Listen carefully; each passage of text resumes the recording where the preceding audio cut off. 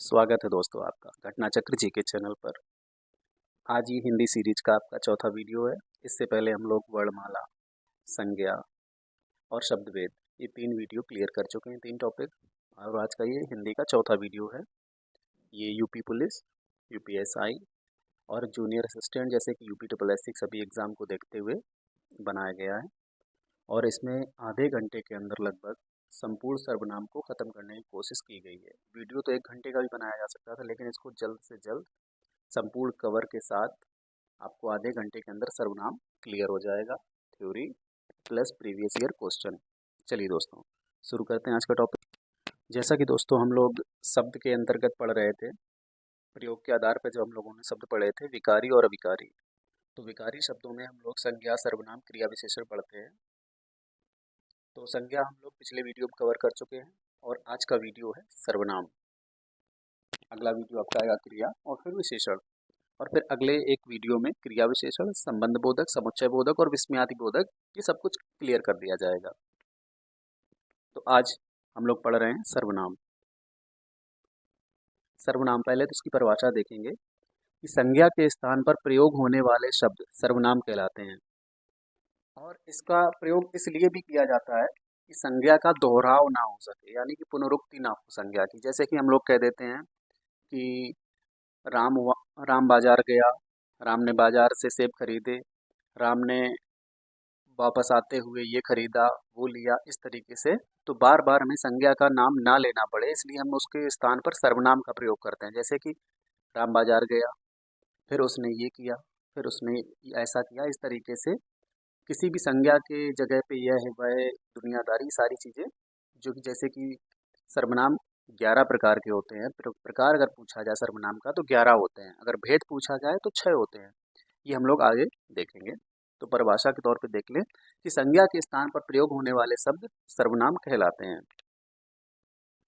सर्वनाम का शाब्दिक अर्थ है सबका नाम। जैसे कि मैं, जो मैं नाम का ये सर्वनाम है आपका, ये हर कोई अपने लिए इस्तेमाल कर सकता है। इसलिए सर्वनाम ऐसे शब्दों को कहते हैं कि जो हर किसी के लिए प्रयोग किए जा सकें। जैसे कि मैं वहाँ गया था, मेरा नाम जैसे कुछ है तो हम भी इसके लिए मैं का इस्तेमाल कर सकते हैं। आपका नाम है कुछ तो आप भी अपने लिए मैं का इस्तेमाल कर सकते हैं, इसलिए इसका नाम होता है सर्वनाम, कि सभी लोग इसका नाम इस्तेमाल कर सकते हैं। अगर पूछा जाए हिंदी भाषा में कुल कितने सर्वनाम हैं, तो आप बताएंगे 11।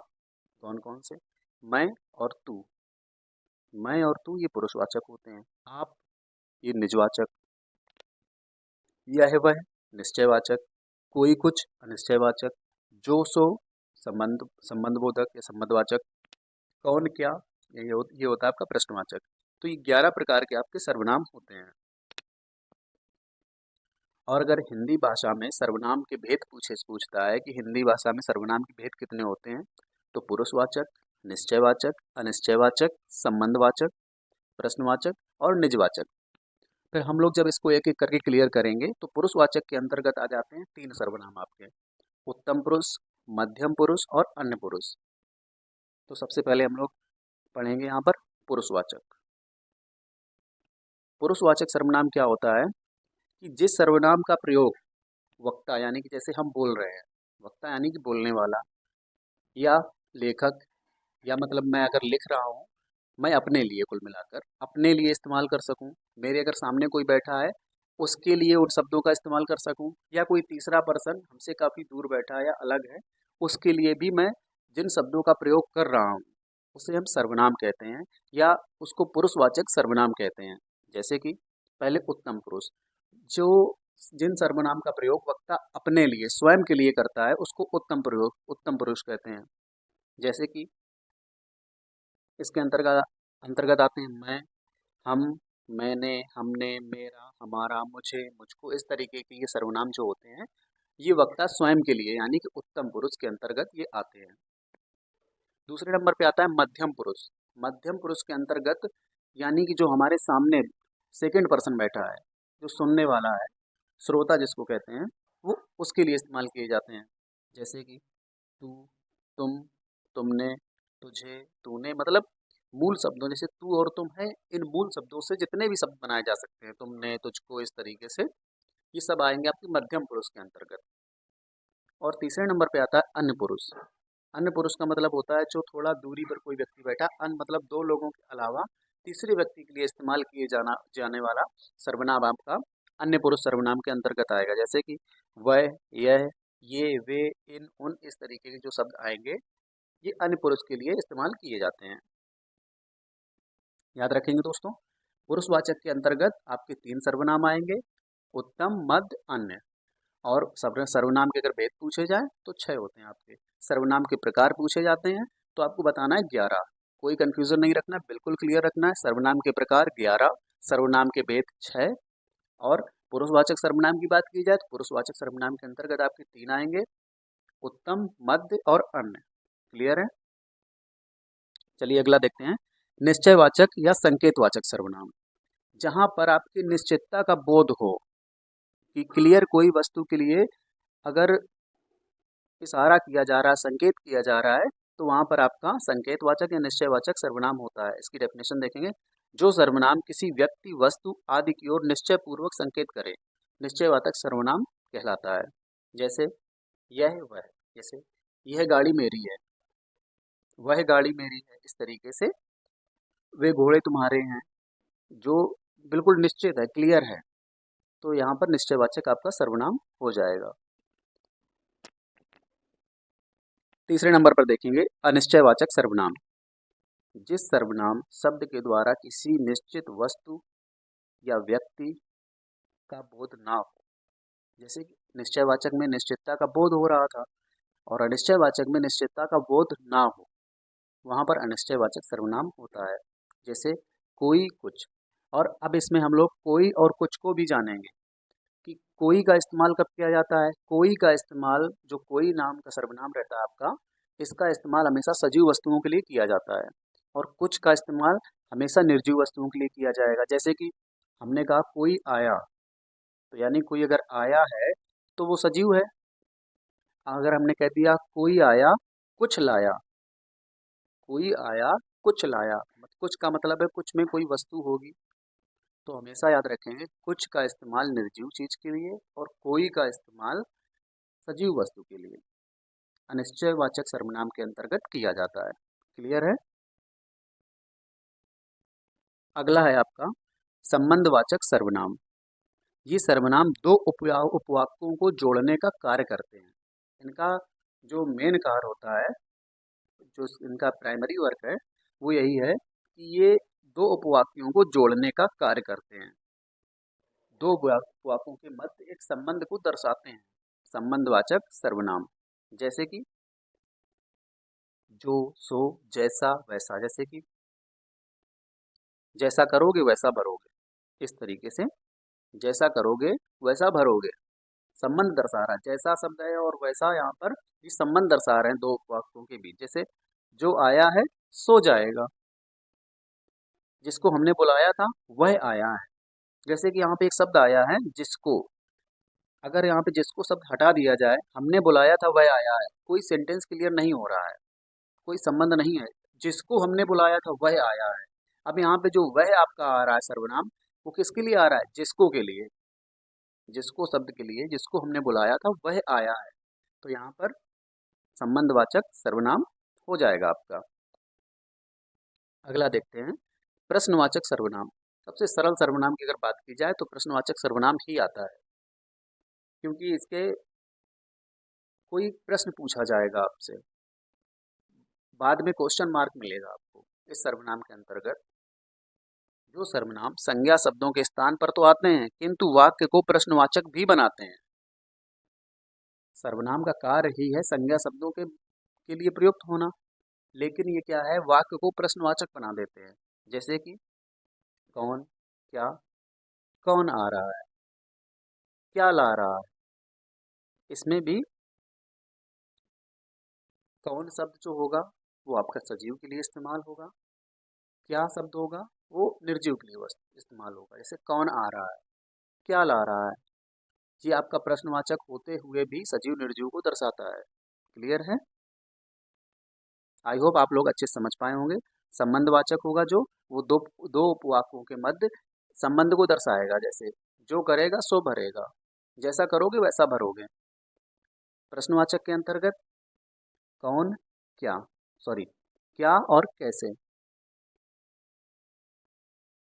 जैसे कि हमने कह दिया कौन आ रहा है, क्या ला रहा है, तुम ये काम कैसे करोगे, तो ये आपके हो जाएंगे प्रश्नवाचक सर्वनाम। अगला है आपका निजवाचक सर्वनाम। इसके अंतर्गत निजता का बोध होता है। सबसे इम्पोर्टेंट चीज इसमें याद रखने वाली है, इसके अंतर्गत आपको निजता का बोध होगा। जैसे कि कुछ शब्द हैं जो इसमें आते हैं, स्वयं, खुद, अपने आप, स्वतः, इस तरीके के आपको शब्द देखने को मिलेंगे वाक्य में। जैसे कि यह कार्य मैं खुद ही कर लूंगा, मैं खाना स्वयं खा लूंगा, मैं अपने आप ही चला जाऊंगा। इस तरीके के आपको वाक्य मिलेंगे। तो आपको जानना है यहाँ पर कि यहाँ पर निजवाचक सर्वनाम है। निजता का बोध हो जहाँ पर, वहाँ पर निजवाचक सर्वनाम होता है। ठीक है। मैं अपने आप ही चला जाऊंगा, मैं अपने आप ही खा लूंगा, इस तरीके से। तो आपके ये 6 सर्वनाम क्लियर हुए अभी। कौन कौन से, एक बार फिर से याद रखेंगे। पुरुषवाचक, निश्चयवाचक, अनिश्चयवाचक, प्रश्नवाचक और निजवाचक। पुरुषवाचक में हम लोगों ने पढ़ा उत्तम पुरुष, मध्य पुरुष और अन्य पुरुष। निजवाचक में, ओ सॉरी, निश्चयवाचक में ये, यह, वह, इस तरीके से। अनिश्चयवाचक में कोई, कुछ। संबंधवाचक में जो और सो। प्रश्नवाचक सर्वनाम कौन, क्या, कैसे, इस तरीके से। निजवाचक में निजता का बोध, जैसे कि शब्द आएंगे आप, अपने, अपने आप, स्वतः, स्वयं, खुद, इस तरीके शब्द आएंगे, ये निजवाचक। तो 6 सर्वनाम आपके क्लियर हुए। जो सर्वनाम भेद होते हैं 6, और सर्वनाम के प्रकार होते हैं 11। और इसमें आता है पुरुषवाचक। पुरुषवाचक के अंतर्गत 3 आते हैं। कौन कौन से, उत्तम, मध्यम और अन्य। इस तरीके से हम लोगों ने थ्योरी सेक्शन सर्वनाम का बिल्कुल पूरा क्लियर किया। अब हम लोग आते हैं क्वेश्चन पर, जो प्रीवियस ईयर क्वेश्चन पूछे गए हैं यूपीएसआई या यूपी ट्रिपल एससी के किसी भी एग्जाम में, जो बहुत ही इंपॉर्टेंट होने वाले हैं आपके अगले एग्जाम्स के लिए। देखते हैं पहला प्रश्न। सर्वनाम के कुल कितने भेद होते हैं, बताना है आपको। सर्वनाम के कुल कितने भेद होते हैं, यहाँ पर भेद पूछा जा रहा है। कोई कंफ्यूजन नहीं रखना है, भेद पूछता है तो आपको बिल्कुल आंखें बंद करके आंसर लगाना है। सर्वनाम के 6 भेद होते हैं, पुरुषवाचक, निश्चयवाचक, अनिश्चयवाचक, संबंधवाचक, प्रश्नवाचक और निजवाचक। यानी कि सर्वनाम कितने भेद हैं, सर्वनाम के भेद होते हैं 6। तो यहाँ पर आपका आंसर हो जाएगा option B is the right answer, 6 सर्वनाम। क्लियर है। अगला प्रश्न है आपका, हम ताजमहल देखने जाएंगे। रेखांकित पद पूछ रहा है। रेखांकित देखिए, रेखा के नीचे किसकी लगाई गई है, हम कौन सा सर्वनाम होता है आपका, बताना है आप लोगों को। जैसे कि आप लोगों को पता होगा, जब हम लोग पढ़ रहे थे, तो ये आपका पुरुषवाचक के अंतर्गत आएगा हम। और पुरुषवाचक के अंतर्गत भी कौन, पहले तो आपको इसके क्वेश्चन के हिसाब से आंसर देना है कि कौन सा सर्वनाम है ये आपका, पुरुषवाचक। और पुरुषवाचक के भी अंतर्गत अगर बात की जाए तो उत्तम, कौन सा होगा आपका, उत्तम पुरुष। ठीक है। अगला प्रश्न देखेंगे, वह बहुत अच्छा लड़का है, वह कौन सा सर्वनाम है, बताएंगे आप। वह बहुत अच्छा लड़का है,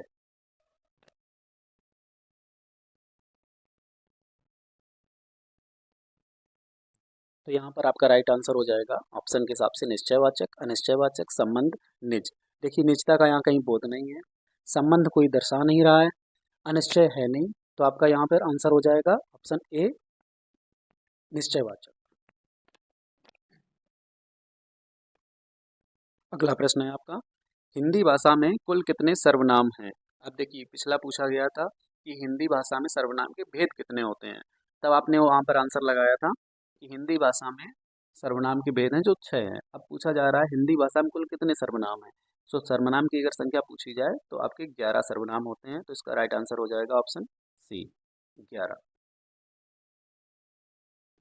अगला प्रश्न है, कोई सज्जन आपको बुला रहा है, इस वाक्य में किस सर्वनाम का प्रयोग किया गया है, बताना है आप लोगों को।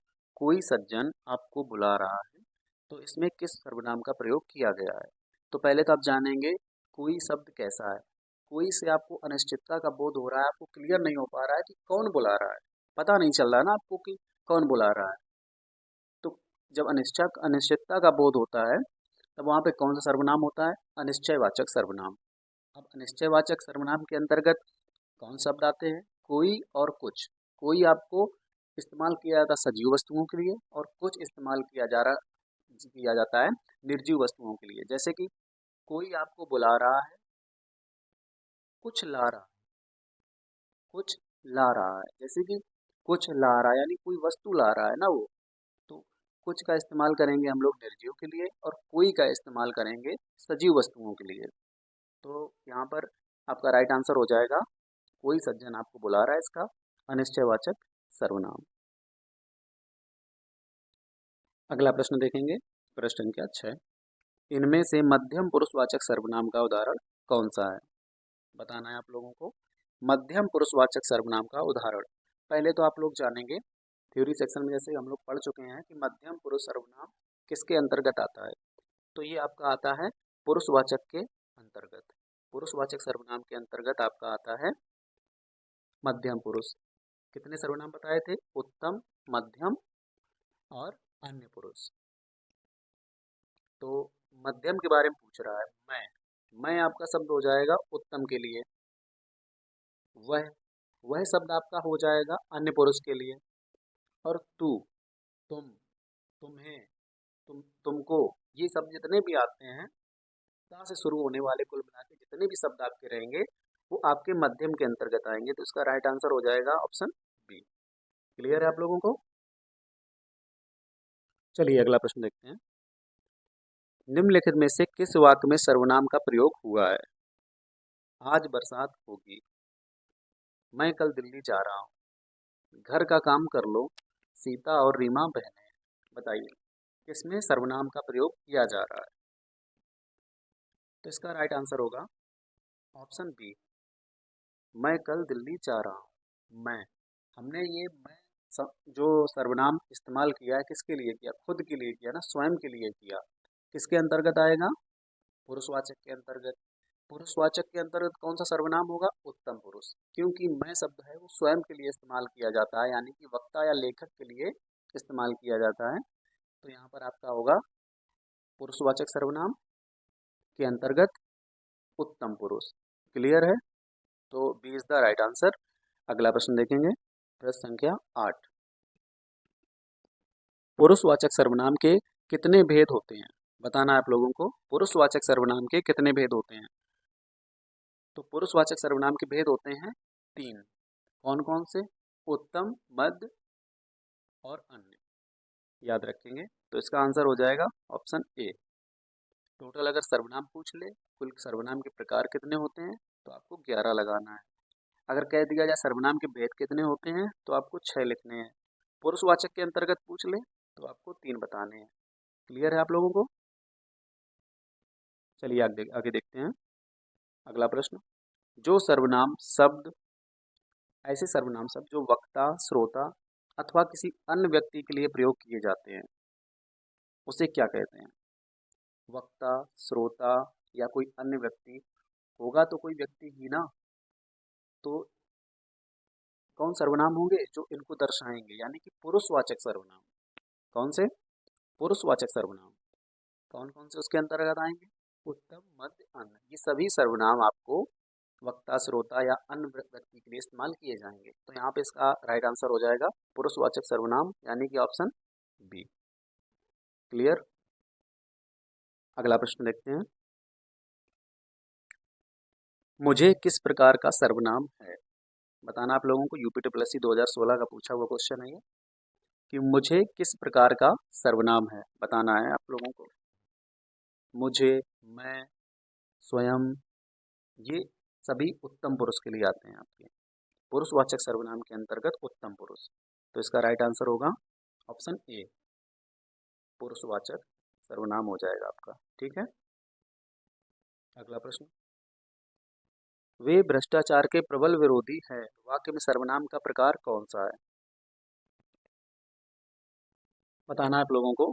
वे भ्रष्टाचार के प्रबल विरोधी हैं। इसमें कहीं भी संबंध का बोध नहीं हो रहा है और ना ही आपका प्रश्नवाचक चिन्ह मिल रहा है और ना ही यहाँ पर निजता का एहसास हो रहा है आप लोगों को। कहीं भी कोई निजता बोधक शब्द भी नहीं आया है। तो ऑप्शन के हिसाब से आप ऑप्शन को निगलेक्ट भी, अगर आपको समझ में नहीं आ रहा है तो आप ऑप्शन देखिए, उसको निगलेक्ट कीजिए, फिर आंसर दीजिए। जैसे कि इसका ऑप्शन के अकॉर्डिंग अगर आंसर देखेंगे तो आसानी से आप लोग कर पाएंगे कि पुरुषवाचक सर्वनाम के अंतर्गत आएगा, वे भ्रष्टाचार के प्रबल विरोधी थे। Option D is the right answer. कौन सा पुरुष होगा? अन्य पुरुष। यहाँ पर किसी तीसरे व्यक्ति की बात की जा रही है, मैं या तुम की बात नहीं हो रही है। अगला प्रश्न है, यह पुस्तक देखो, यह कितनी उपयोगी है। यह पुस्तक देखो, यह कितनी उपयोगी है। वाक्य में सर्वनाम का प्रकार बताइए। यूपी ट्रिपल एस सी 2016 यानी कि वीडियो का पूछा हुआ क्वेश्चन है ये, बताना है आप लोगों को। यह पुस्तक, पुरुषवाचक सर्वनाम इसमें नहीं होगा, कहीं से नहीं लग रहा है। अनिश्चयवाचक भी नहीं होगा, क्योंकि कोई कुछ का बोध नहीं हो रहा है। संबंधवाचक चिन्ह भी नहीं आ रहे हैं, जो सो ये चिन्ह नहीं आ रहे हैं। तो यह पुस्तक यानी कि निश्चित है, तो यहाँ पे निश्चितता का बोध जहाँ पे हो तो वहाँ पे निश्चयवाचक सर्वनाम होता है। इसका राइट आंसर होगा ऑप्शन बी। अगला प्रश्न है, घनश्याम ने अपनी तैयारी पूरी कर ली है, सर्वनाम का कौन सा भेद है। ये वीडियो 2018 में पूछा गया क्वेश्चन है, इसका एग्जाम अभी 2023 में हुआ। तो बताना है, घनश्याम ने अपनी तैयारी पूरी कर ली है, सर्वनाम का कौन सा भेद है। संबंधवाचक, कहीं से नहीं लग रहा है, संबंधवाचक नहीं होगा। अगला देखते हैं, मध्यमवाचक नहीं। उत्तम पुरुष, पुरुषवाचक तो है ही नहीं। फिर इसमें आएगा निजवाचक, अपनी तैयारी पूरी कर ली है, तो यहाँ पर निजता का बोध हो रहा है, तो आपका आ जाएगा निजवाचक सर्वनाम। ये गलती से प्रिंट हो गया है आपसे, प्रिंट से टाइपिस्ट से निजवाचक पुरुष लिख दिया उसने, यहाँ पर लिखना चाहिए था निजवाचक सर्वनाम। ठीक है, इसको पीडीएफ में जब आपको प्रोवाइड कराई जाएगी तो उसको सही करवा के आपको मिलेगी पीडीएफ। ठीक है, अगला प्रश्न देखते हैं, कोई तो होगा जो तुम्हारी सहायता करेगा, सर्वनाम का प्रकार बताइए। यूपी डब्ल्यू एस सी 2022 में पूछा गया क्वेश्चन है, कोई तो होगा जो तुम्हारी सहायता करेगा, बताइए किस प्रकार का सर्वनाम है। देखिए कोई शब्द किस में आता है, अनिश्चयवाचक में, तो कौन सा हो जाएगा यहाँ पे, option is the A right answer. Option है अनिश्चयवाचक सर्वनाम। अगला प्रश्न देखते हैं, जैसे वह आया वैसे ही चला गया, इस वाक्य में रेखांकित का सर्वनाम बताना है आप लोगों को। जैसे के नीचे आपको रेखा दी गई है, तो बताना है आपको जैसे शब्द कौन सा सर्वनाम है, यहाँ पर किस सर्वनाम का कार्य कर रहा है। जैसे वह आया वैसे ही चला गया, तो जैसे वैसे एक संबंध दर्शा रहा है एक दूसरे से, ये दो वाक्यों को जोड़ने का कार्य हो रहा है, तो यहाँ पे कौन सा सर्वनाम होगा आपका, संबंधवाचक सर्वनाम। Option B is the right answer. ये यूपीएसआई 2017 और 21 दोनों में पूछा गया क्वेश्चन है, बहुत ही इंपॉर्टेंट है, ठीक से देखेंगे इसको, कोई कंफ्यूजन नहीं रखेंगे। तो यहाँ पे आपका थ्योरी सेक्शन कंप्लीट हो रहा है, थ्योरी सेक्शन भी कंप्लीट हुआ आपका, और ये प्रीवियस ईयर क्वेश्चन जो आपको बहुत इंपॉर्टेंट वाले कराए गए 15, ये भी आपके कंप्लीट होते हैं। आपको अगर सर्वनाम से रिलेटेड अगर कोई भी कंफ्यूजन है तो आप प्लीज़ कमेंट बॉक्स में बताएं कि आपको वीडियो कैसा लगा, कंटेंट कैसा लगा, और अगर वीडियो अच्छा लगा तो लाइक करें, चैनल को सब्सक्राइब कर लें, जिससे कि आपको सीरीज के आगे की वीडियो आपको मिलते रहे, जिससे आपकी यूपीएसआई की तैयारी बहुत अच्छे से हो सके। यूपीएसआई और अभी आपके फॉर्म आ चुके हैं एसएससी जीडी के, उसमें भी हिंदी अच्छी खासी पूछी जाती है 25 नंबर की, तो उसके लिए बहुत इंपॉर्टेंट होने वाला है। आप लोग अच्छे से इसको जोड़ सकते हैं और अपनी तैयारी अच्छे से कर सकते हैं। तो आज की वीडियो का अंतिम प्रश्न है जो आपके टेस्ट के लिए रखा जाता है हर एक वीडियो में, याद रखेंगे। निम्न में से कौन सा सर्वनाम भेद नहीं है, आपको बताना है सर्वनाम का भेद कौन सा नहीं है। पुरुषवाचक सर्वनाम, गुणवाचक सर्वनाम, प्रश्नवाचक, निजवाचक। हमने आपको बताया था सर्वनाम के भेद 6 होते हैं, कौन कौन से, पुरुषवाचक, निश्चयवाचक, अनिश्चयवाचक, संबंधवाचक, प्रश्नवाचक, निजवाचक। तो पूछ रहा है कौन सा इसमें सर्वनाम का भेद नहीं है, आप लोगों को उत्तर देना है कमेंट बॉक्स में। ठीक है, अगला वीडियो आपके सामने आएगा क्रिया का, आपके 3 वीडियो, दो, ये चौथा वीडियो था। वर्णमाला हो गया आपका, शब्द हो गए, संज्ञा और ये सर्वनाम।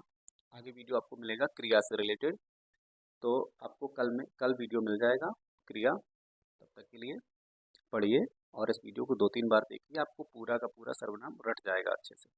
ठीक है, जय हिंद।